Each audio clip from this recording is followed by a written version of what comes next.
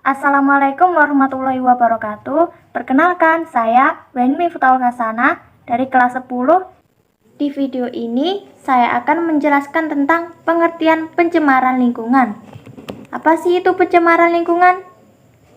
Menurut Undang-Undang Pokok Pengelolaan Lingkungan Hidup Nomor 4 Tahun 1982, polusi atau pencemaran lingkungan adalah masuknya atau dimasukkannya makhluk hidup, zat energi, atau komponen lain ke dalam lingkungan, sehingga berubahnya tatanan lingkungan oleh kegiatan manusia.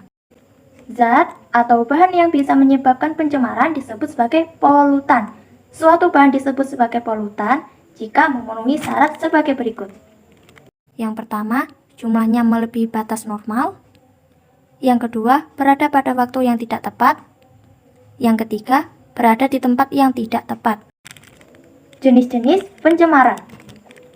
Berdasarkan zat pencemarnya, pencemaran lingkungan dibagi menjadi dua, yaitu sebagai berikut. Yang pertama, pencemaran kimiawi, yaitu pencemaran yang diakibatkan oleh masuknya zat-zat kimia, baik organik maupun anorganik. Contohnya, merkuri, timbal, zat radioaktif, atau deterjen. Yang kedua, pencemaran fisika, yaitu pencemaran yang diakibatkan oleh masuknya benda-benda seperti kaleng, plastik, kaca, atau karet. Yang ketiga, pencemaran biologis, yaitu pencemaran yang diakibatkan oleh masuknya berbagai mikroorganisme. Berdasarkan sifatnya, bahan pencemar atau polutan dibedakan menjadi dua. Yang pertama, bahan pencemar yang terdegradasi atau biodegradable. Bahan pencemar yang terdegradasi memiliki struktur kimia yang sederhana, sehingga bersifat tidak mencemari. Yang kedua, bahan pencemar yang tidak terdegradasi atau non-biodegradable. Pencemar ini merupakan senyawa yang tidak terdekomposisi melalui proses alam, contoh merkuri, timbal, aluminium, dan plastik. Nah, sekarang membahaskan tempat terjadinya. Berdasarkan tempat terjadinya, pencemaran dibagi menjadi 4, yaitu sebagai berikut. Yang pertama, pencemaran udara.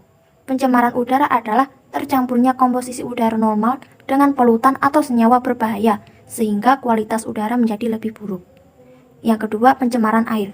Pencemaran air adalah masuknya zat atau senyawa berbahaya ke dalam air, sehingga menurunkan kualitas dan fungsi air yang semestinya.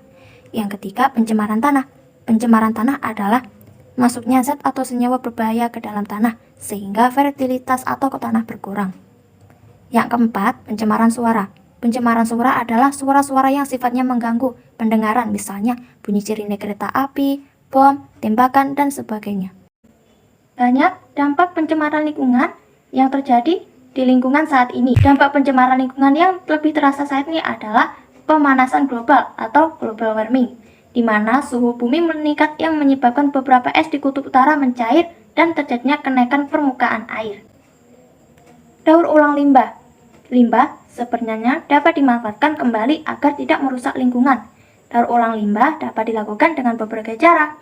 Pengelolaan limbah anorganik dapat diolah menjadi produk setengah jadi maupun produk jadi. Contohnya sampah plastik dapat didaur ulang menjadi ember, baskom, dan tempat pensil. Sedangkan sampah atau limbah kertas dapat didaur ulang menjadi kertas daur ulang. Limbah organik dapat diolah menjadi kompos maupun bahan bakar biogas. Selain untuk mengatasi masalah sampah, daur ulang limbah organik menghasilkan pupuk organik yang aman bagi lingkungan dan dapat meningkatkan produksi pertanian.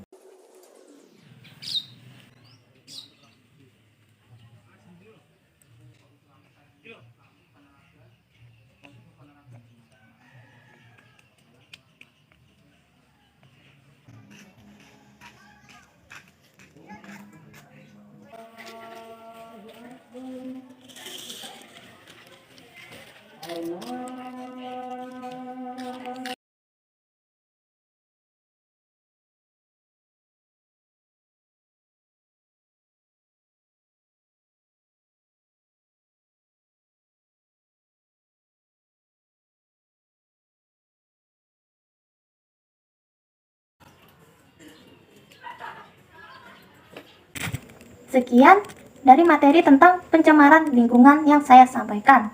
Terima kasih.